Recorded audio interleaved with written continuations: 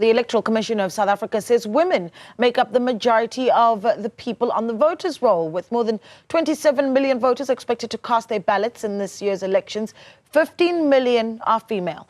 This trend is consistent with the 2019 National and Provincial Elections, where 55% of registered voters were women and only 45% were men. We're now joined by Professor Collette Schulz-Herzenberg, Associate Professor in the Department of Political Science at Stellenbosch University for analysis. Prof, good morning to you. Thank you so much for joining us. I'm very proud of this, I must say. And it just speaks to, women really wanting to be active citizens or are being active citizens of our country. But what do you think those numbers tell us, if anything? Well, I think you're right, Naledi. Certainly, the disproportionate influence that women potentially hold in this election suggests to us that there is a very strong commitment to voting amongst women. And in fact, if we look back at elections, at 2019 in particular, women also turned out in greater proportions. So they translated that registration into turnout.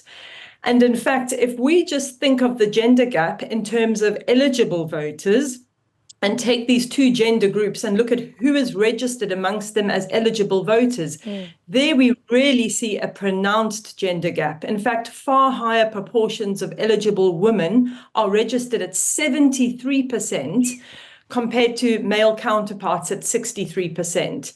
And I think that speaks volumes about the commitment to elections amongst women in particular. Oh, that's incredible. I mean, I'm looking at the numbers going all the way back to 2004, and women have really stayed consistent in being the bigger chunk of voters, 55% in 2004. We peaked really nicely in 2014 at 56%, and men staying steady at 45 and 44 in 2014. But those numbers aren't translating when we start to look at the candidate lists, are they? Not at all. So in terms of political elites, while women are well represented in institutions, because we have a system of quotas within parties to ensure that women are put onto lists of parties, in fact, there's still key positions across society where women are quite severely underrepresented, and that comes to independent candidates as well. There are women amongst the independent candidates on the ballots in certain provinces, but I would say certainly, yes, underrepresented. And while we've seen political parties geared towards women's interests in previous elections, they've never been able to muster enough support on the ground to actually gain representation in Parliament. Yeah. When we talk about the candidate list, and I've got some of the numbers here, right? So 58% of candidates are male. 58%, and only about just over 41% are female. And then you want to look at the sort of hierarchy of where women sit on those lists, and where we do see women sitting close to the top in the candidate list. One wonder if that is true representation, if that is, I suppose symbolic diversity, or if there's an intention towards seeing diversity at the top. I think it's true to say that when we have women represented in our institutions, we have a much better chance of having gendered interests represented in policy. But that isn't a given.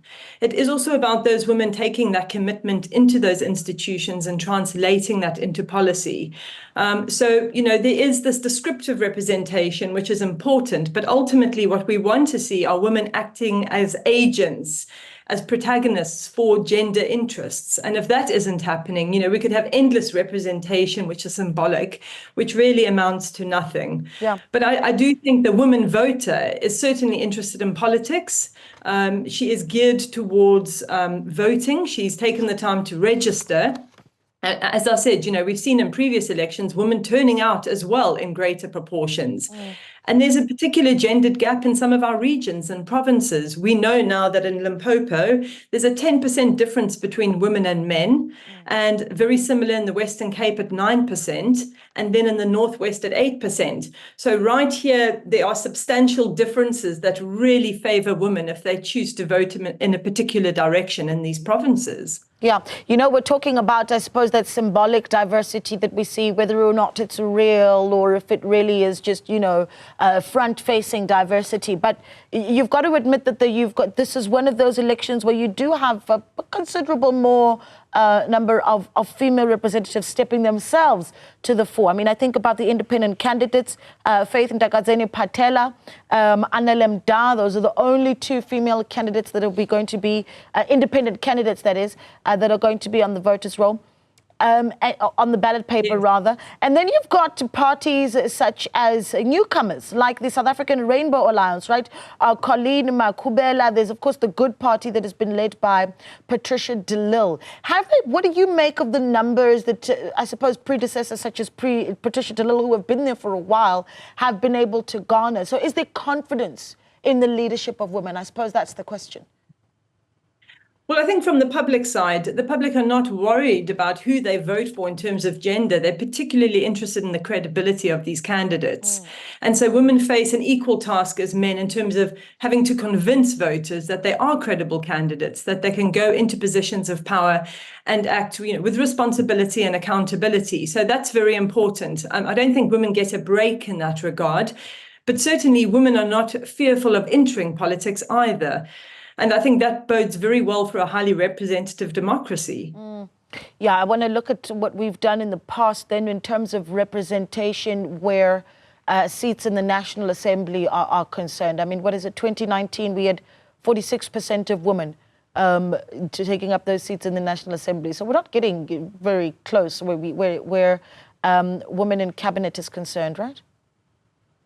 And in fact, what's interesting is that South Africa does very well in a comparative perspective compared to other countries. So there we actually are streets ahead. We're doing rather well in terms of gender representation. I mean, it could be argued in the same vein that, in fact, young people are underrepresented in Parliament. And it's time that we begin to think about that as well and how young people fit into politics. I think if we have more political leaders coming forward into political parties and independent candidate positions that speak to young people, reflect young people, we will see a lot more interest amongst young voters. Yeah, and I need to make this clarification. I talked about cabinet and then, of course, the National Assembly. And I remember that coming out of the 2019 national and provincial government elections, what we actually saw was, the presidents being quite intentional about having 50% women in cabinet, that being ministers, but only 46% of seats in the National Assembly, 22% women premiers in the last elections, 46% women deputy ministers, 36% representation for women in the National Council of Provinces. So this idea that we could possibly see a woman president, we're still quite far from getting there. Yes, that is very probable that we won't see a woman president in the next administration. And as you say, quite rightly, this is about the commitment to gender representation, which has to start at the party level. Parties construct their party lists, and it's right there that you have that ability to begin to ensure gender and other sorts of representation of other groups in society. Yeah. If we don't put those people on the list, of course, there must be a balance between ability, but as well as representation. And it's a fine balance, but it's very important that political parties show that commitment. Yeah, then of course, if we just look at the voters, right, and we go back to them, Prof, 55% of them are women. When you look at the messaging that has been coming from our political parties, are they speaking to the needs of these women? I mean, essentially, when we talk about the triple threat to our very own country, poverty, inequality, and unemployment, women bearing the brunt of it, really. But are they finding solutions, do you find? Or are you hearing political parties speaking directly to their issues? I would not say directly, no. I don't think political parties have really understood that they actually face a huge constituency of registered people in women.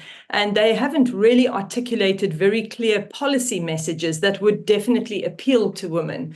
But women, in turn, are looking at political parties and asking themselves very pragmatically, what can this party offer me that can better the livelihoods of the household that I take care of? And there, a range of issues become incredibly critical. Water supply, sanitation supply, education for children, grants, so forth. And I think women are very discerning voters because they face the practical realities of the lived experience on the ground. And make no error, women will certainly, I I think, punish parties if they feel that those critical key service areas have been dropped. Yeah. Well, still proud of the numbers nonetheless, that 55% of women are going out to vote in comparison to 45% of that representation being men. Thank you so much for speaking to us, Prof. An absolute pleasure chatting to you. And I suppose we'll be speaking some more as we see the numbers come in to see what difference, if at all, the women are able to make to the political landscape in the country. Professor Collette Schulz-Herzenberg there, who is with Stellenbosch University.